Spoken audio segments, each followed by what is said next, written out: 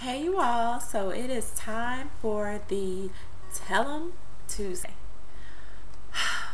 Okay, so those of you that follow me on Twitter got a pretty good eyeful last night while Real Housewives of Atlanta was on, because I was all the way turned up. Like, those women just are irritating me to no end. And for some reason, Love and Hip Hop did not show yesterday, which was weird. Because the season just recently started, so how you are already skipping weeks. But anyway, so last night I watched The Family Hustle, Real Housewives of Atlanta, and the Read show, was Read Between the Lines. That show is actually growing on me now. I don't know if like I've become immune to the kind of offness that I felt the show had or what, but I am starting to get into that. Watch Chef Roblé and Company. Awesome. That started off a little bit slow for me, but I'm really feeling it now, and I thought it was hilarious how he seemed so mesmerized with Vanessa Williams. I mean, yes, she's beautiful, but I mean, he was just like, it was so funny. So yeah, and then, you know, Family Hustle. You know, I'm really loving seeing this side of T.I. and how family oriented, you know, he is, and how he seems to put family first. Even though he had business that he had to tend to, he drove to Augusta, you know, to see his daughter, but I think that's his stepdaughter, but he still, you know, considers her his daughter, perform. So, you know, and it was funny. I fell out the bed when he was like, the feds took his gun, so, you know, he don't know what to do as far as boys and his daughter. So that was cute. But, okay, Real Housewives of Atlanta. Camden had the baby. We don't care about. I mean, I'm just over it. The baby up there crying, and they sitting up there trying to wash the wigs. I'm like, you know. Okay, the whole charade. Before I get to that though, Kandi and the whole, you know, sex toys in a restaurant. Like, that was crazy.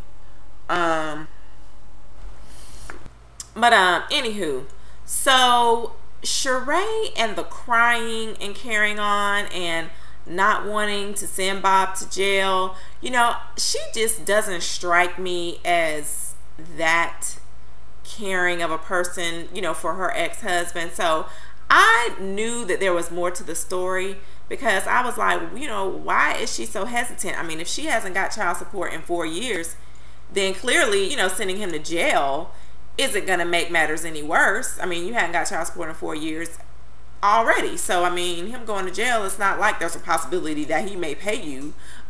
He's gone 4 years without paying you, so no love lost if he's in jail. So I just thought it was weird that she was hesitant, and then she goes out and buys this dang on Porsche. Okay, then it shows, you know, her son coming out. Okay, their place is smaller than mine, and it's 3 people living up in there. So I'm like, are you kidding me? And then it shows inside of her son's room, and it shows like a blanket on the floor. So it's like he's sleeping on the floor or on an air mattress, something like that. And you just bought a Porsche, or leasing a Porsche, financing a Porsche, whatever, and your child is sleeping on the floor. I completely was baffled.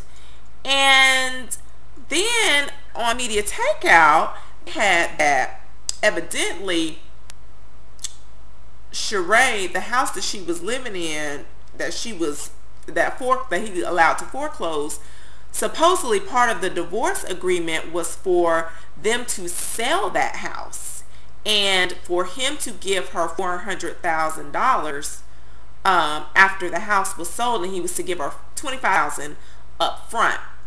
And Media Takeout reported that she asked him to give her $400,000 up front so that they could go ahead and move into another home. And he gave it to her, and she never moved. She stayed there, and so he stopped paying the mortgage, which made it go into foreclosure, which of course did not afford him the opportunity to get any equity out of the home or anything, because it was foreclosed on, because part of the agreement was for them to sell it, and she refused to evacuate the premises, and he refused to continue paying a mortgage when she was supposed to move out.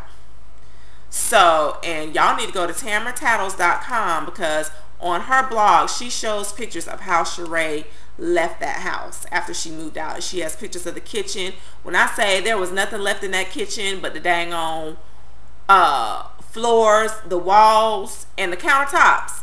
I mean, she stripped everything else up out of that. Oh, and the cabinet. She left the cabinets, but everything, all the appliances were straight up gizon. Refrigerator, the hood to the oven, the stove.